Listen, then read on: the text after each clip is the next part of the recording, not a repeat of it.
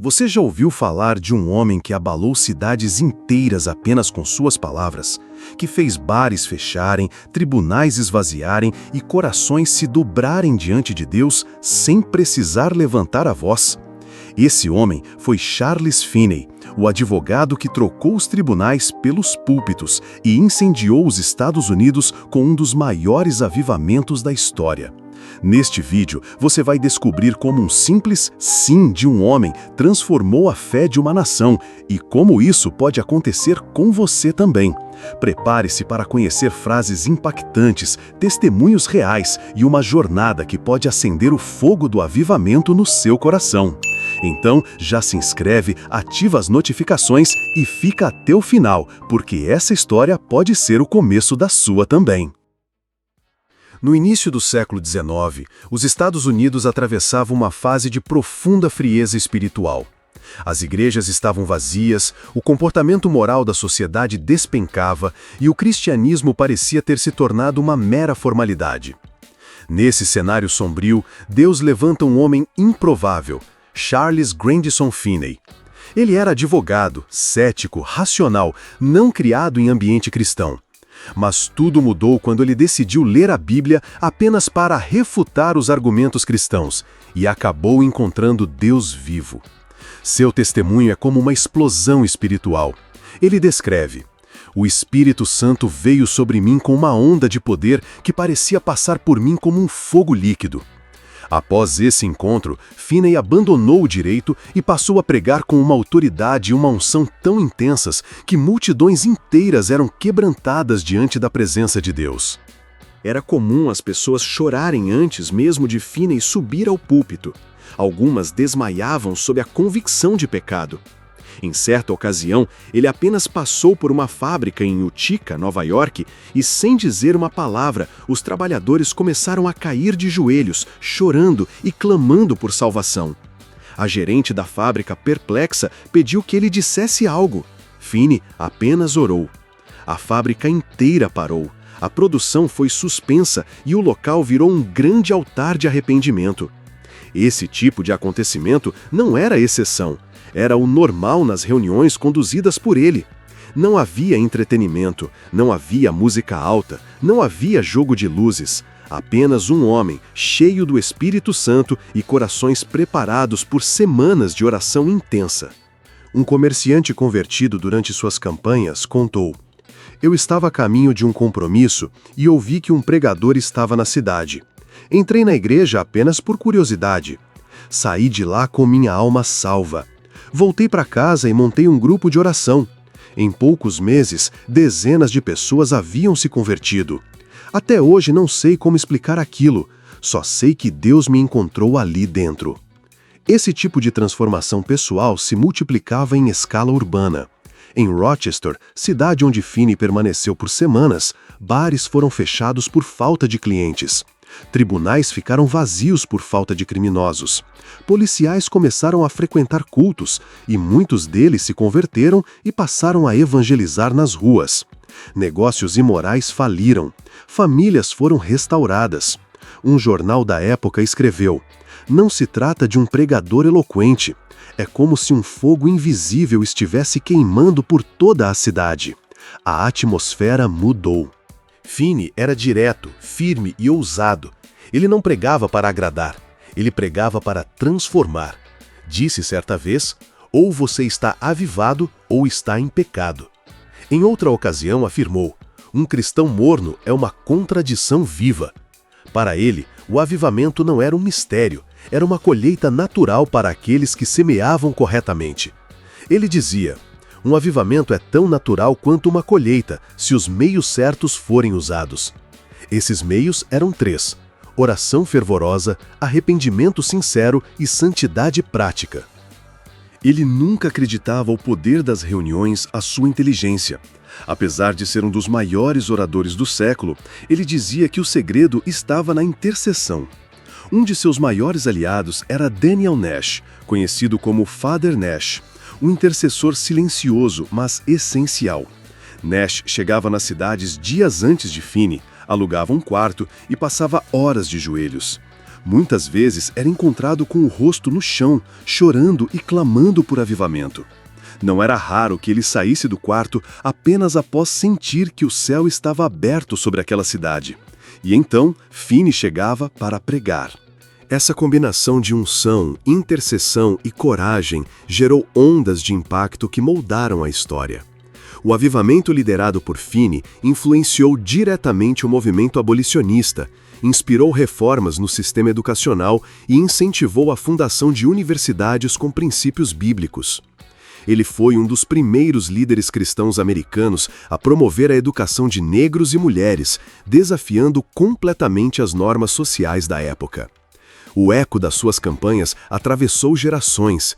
Décadas depois, pastores e evangelistas ainda citavam Finney como inspiração. Leonard Ravenhill, um profeta moderno, disse: "Se tivermos 10 homens com o coração que Finney tinha, não reconheceríamos mais nossa nação em poucos anos." Mas o legado de Finney não termina em livros de história. Sua mensagem continua viva, como um chamado urgente para nossa geração. Ele disse: "Deus não passará por cima de um coração quebrantado, mas também não usará um cristão morno." Essa afirmação ressoa como um trovão nos dias de hoje. Enquanto muitos se acomodam em religiosidade sem frutos, a história de Finney nos confronta. Avivamento não espera por microfones ou palcos. Ele nasce no quarto, no secreto, no lugar onde ninguém vê, mas Deus responde. Cristão que ora pouco, impacta pouco. Cristão que ora muito, move montanhas. Avivamento não é um espetáculo, é uma rendição total, é uma nova obediência. É deixar de brincar de fé e começar a viver como alguém que carrega o próprio fogo de Deus por onde passa. Quando o Espírito Santo encontra um coração disposto, ele faz de uma vida simples um terremoto espiritual. Charles Finney era só um homem, mas um homem cheio de Deus é maioria em qualquer cidade. Talvez seja isso que está faltando hoje: menos estratégias e mais joelhos no chão. Menos performances e mais lágrimas reais. Menos conveniência e mais cruz. Finney não foi perfeito. Ele mesmo dizia que tremia diante de Deus, mas ele foi disposto. E Deus procura exatamente isso: dispostos. Gente que ora até o céu descer, que prega mesmo sendo rejeitado, que chora pelo pecado dos outros como se fosse seu, que não se conforma com igrejas frias e corações endurecidos. Gente que entendeu que o avivamento não é um evento no calendário, é um modo de vida, uma chama que nunca se apaga, uma entrega que não negocia, uma paixão que transforma o mundo a partir do altar da própria alma. E mesmo depois de décadas, os lugares por onde Charles Finney passou carregavam uma atmosfera diferente. Pessoas que nunca o ouviram pessoalmente falavam dele como se tivessem estado em suas reuniões. A presença de Deus parecia ter impregnado os prédios, os bancos das igrejas, as ruas das cidades. Era como se a própria terra tivesse sido tocada. Muitos relataram que, ao entrarem em auditórios onde Finney havia pregado, sentiam um peso de glória, uma convicção imediata, como se fossem puxados ao arrependimento sem uma palavra a ser dita. Isso não era magnetismo humano, era a presença real do Espírito Santo deixada por alguém que caminhava profundamente em comunhão com Deus. Alguns historiadores chamam isso de saturação espiritual.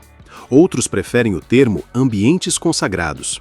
Mas Finney não se preocupava com definições. Ele apenas dizia que, se a igreja voltasse a orar com fervor, Deus faria novamente. Ele acreditava com convicção que o céu estava mais disposto a descer do que os homens estavam a buscá-lo. Em suas próprias palavras, Deus está sempre pronto a derramar o seu espírito, mas os homens não estão prontos para recebê-lo. A diferença não está em Deus, mas em nós. Ele também costumava dizer que o avivamento é um dever, não uma sorte. Esperar um mover de Deus sem fazer nada é como esperar uma colheita sem semear. Avivamento é consequência. Era comum que ele convocasse a congregação a não apenas ouvir, mas a responder imediatamente. Finney fazia apelos que desarmavam qualquer resistência. Se você quer ser salvo, levante-se agora. Mas saiba, não há salvação sem rendição. Deus não aceita acordos, só entrega total. E as pessoas se levantavam, às vezes em prantos, às vezes em choque, mas sempre com a certeza de que estavam diante de algo muito maior que elas mesmas. Há registros de cidades inteiras onde durante semanas não houve registro de crimes. Em alguns lugares, donos de prostitutos se converteram e transformaram seus estabelecimentos em casas de acolhimento para órfãos. Comerciantes começaram a devolver o que haviam roubado. Jovens largaram carreiras promissoras para irem às missões. Professores universitários passaram a ensinar teologia. E o mais impressionante, tudo isso acontecia sem manipulação emocional, sem artifícios de convencimento. A palavra era pregada com poder e o Espírito de Deus fazia o restante. O impacto não ficou restrito ao seu tempo. O eco da sua obediência foi ouvido nos séculos seguintes. Missionários como Hudson Taylor, pregadores como D.L. Moody, reformadores sociais como William Booth, todos reconheceram a influência indireta de Finney. E mesmo nos tempos modernos, quando a fé parece tão diluída, o nome de Charles Finney ressurge como um lembrete de que Deus ainda age com poder, que ainda há possibilidade de transformação, que ainda há esperança para nações inteiras se dobrarem diante do Senhor. Ele não fundou um império, nem buscou fama, não há estátuas de ouro em sua homenagem, mas há um rastro de transformação, de lágrimas genuínas, de vidas salvas. E isso é muito mais valioso que qualquer monumento. Porque o avivamento que ele viveu e pregou não morreu com ele. Ele continua disponível. O mesmo Espírito que incendiou Finney está à procura de novos corações. A pergunta que fica é, e se for o seu? E se for o seu coração que Deus quer acender hoje? E se a sua vida for a lenha onde o próximo avivamento vai começar a queimar? Talvez você esteja esperando um grande sinal, um céu aberto, uma visão clara. Mas Charles Finney não teve um palco quando começou. Ele teve um coração entregue, um quarto de oração, uma Bíblia aberta e uma coragem absurda de dizer sim. E foi o suficiente para incendiar uma geração. Não é preciso multidões. Avivamento começa em silêncio. Começa quando um jovem decide orar até o céu responder. Quando uma mulher dobra os joelhos e diz, Senhor, faz de mim uma tocha viva. Quando alguém abandona o pecado secreto e decide andar em santidade, mesmo que ninguém mais esteja olhando. Começa quando alguém para de buscar aplausos e começa a buscar a face de Deus com fome real. Finney dizia que Deus não tem favoritos, mas tem íntimos, e ele se revela aos íntimos. Algo que o inferno teme mais do que qualquer estratégia humana. Um crente cheio do Espírito Santo, com a vida em ordem e os joelhos calejados.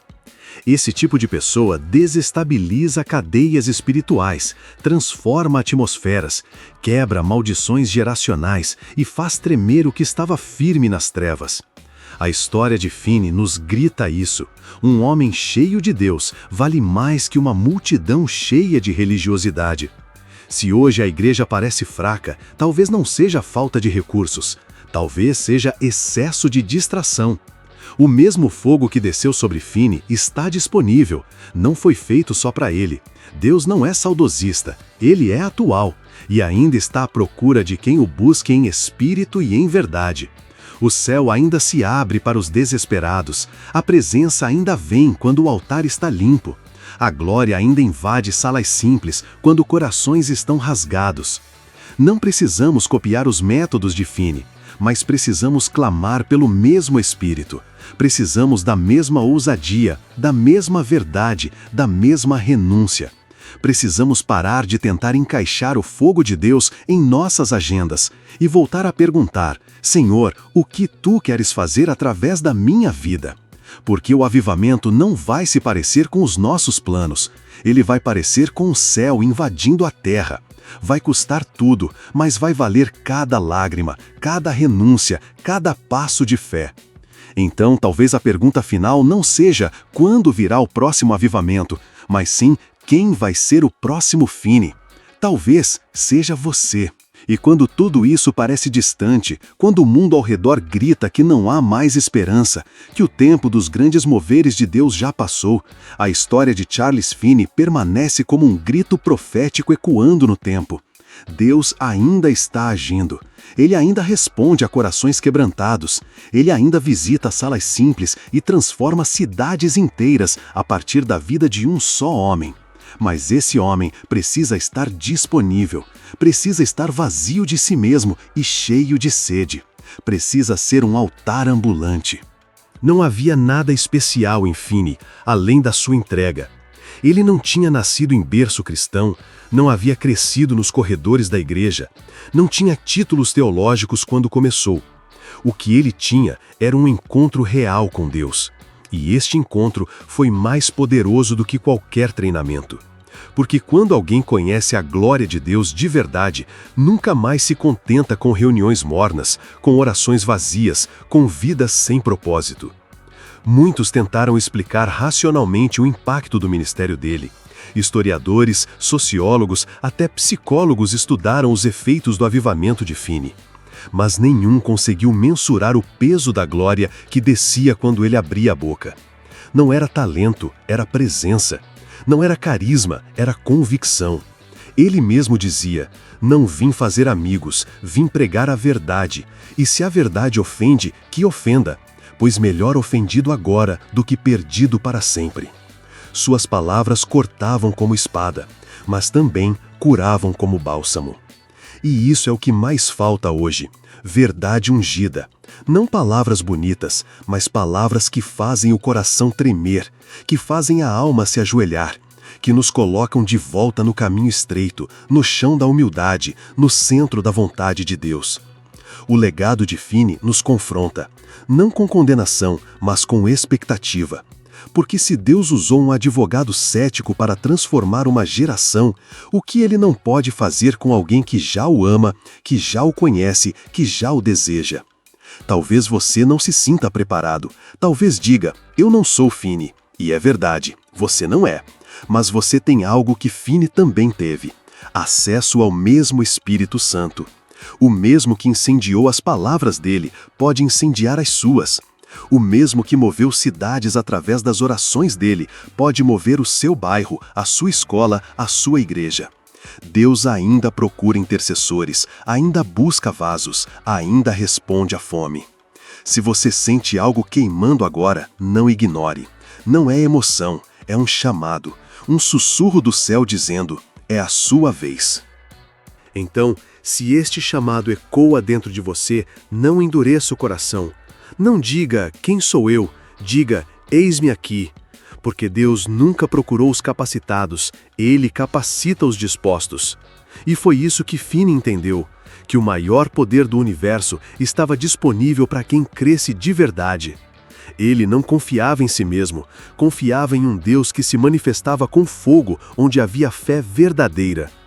Em certa ocasião, um repórter perguntou a Finney qual era o segredo do avivamento. Ele olhou com firmeza e respondeu: "Entre no seu quarto, feche a porta, curve o rosto ao chão, rasgue seu coração diante de Deus e não levante até que o céu desça." Isso não é fórmula, é entrega. E entrega custa. Custa orgulho, tempo, vaidade, reputação. Mas o que se recebe em troca não pode ser medido. É vida em abundância, é propósito eterno, é céu na terra. Finney sabia que o preço era alto. Ele chorava em oração por horas, sentia dores físicas quando pregava, tamanha era a intensidade da presença de Deus. Mas ele também sabia que nada nesse mundo se comparava à alegria de ver uma alma se rendendo a Cristo, a alegria de ver um coração endurecido se quebrar, de ver o céu invadir o olhar de alguém. Ele vivia para isso, respirava isso e morreu fazendo isso, com os olhos voltados para o alto e os pés firmes na missão. E agora o bastão está no chão, esperando quem vai pegá-lo. Não há holofotes, não há garantias, só uma certeza: Deus ainda quer avivar, ainda quer visitar, ainda quer transformar. Mas Ele não fará isso sozinho. Ele quer parceiros na terra, quer corações disponíveis, quer vidas que digam: "Usa-me, ainda que doa." E se você sente esse clamor, então talvez não seja coincidência que esteja lendo essas palavras. Talvez seja o início de algo. Talvez o próximo a incendiar uma geração não seja um nome famoso, nem alguém com seguidores nas redes sociais. Talvez seja alguém simples, alguém que dobra os joelhos em segredo, que carrega uma Bíblia marcada e um coração inquieto, alguém que chora pela sua cidade, que não quer fama, só presença, alguém como você. E se for mesmo você, então comece onde está. Não espere o cenário ideal, a estrutura perfeita ou a aprovação de todos. Finney começou pregando em salas pequenas, com palavras simples e lágrimas nos olhos. E mesmo assim, a atmosfera mudava. As pessoas caíam de joelhos sem que ele as tocasse. Não por causa de técnicas de persuasão, mas porque ele carregava uma glória que não se ensina, só se vive. Essa glória é a consequência de quem busca Deus além da superfície, de quem prefere o secreto ao aplauso, de quem jejua em silêncio, ora até a voz falhar, e não se importa em ser esquecido pelo mundo, contanto que seja lembrado no céu. Finney não buscava ser lembrado pela história, mas hoje a história não consegue esquecê-lo. Isso acontece com todos que se tornam íntimos de Deus. O céu os conhece e a terra os reconhece. Um homem que testemunhou suas pregações escreveu: "Não sei explicar o que aconteceu naquele culto. Eu apenas me vi em prantos, confessando pecados que guardei por anos, sentindo como se o próprio Deus estivesse ali, me olhando nos olhos." Em outra cidade, um empresário testemunhou: "Fechei meu comércio por 2 semanas. Não conseguia vender enquanto a cidade estava de joelhos. Algo maior estava acontecendo, algo que dinheiro nenhum podia comprar." Esses não eram eventos religiosos, eram colisões entre o céu e a terra. E essas colisões começam quando alguém diz: "Senhor, que não seja mais sobre mim, que seja tudo sobre ti." Finney foi apenas um, mas ele mostrou que um pode ser suficiente. Um pode acender 1000, 1000 podem incendiar uma nação.